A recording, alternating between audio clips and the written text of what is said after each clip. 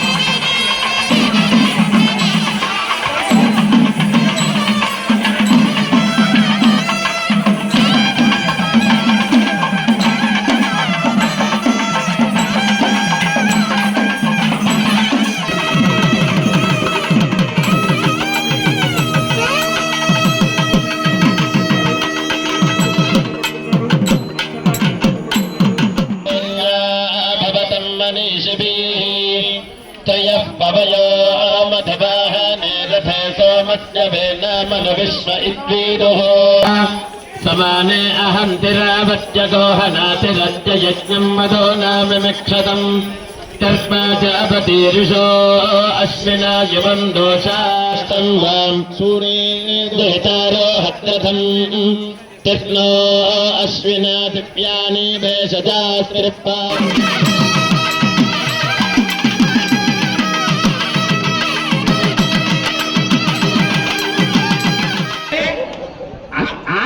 ఆదిరంత్రేణ సహేత అని చెప్పేసి వ్యాకరణం చెప్తుంది.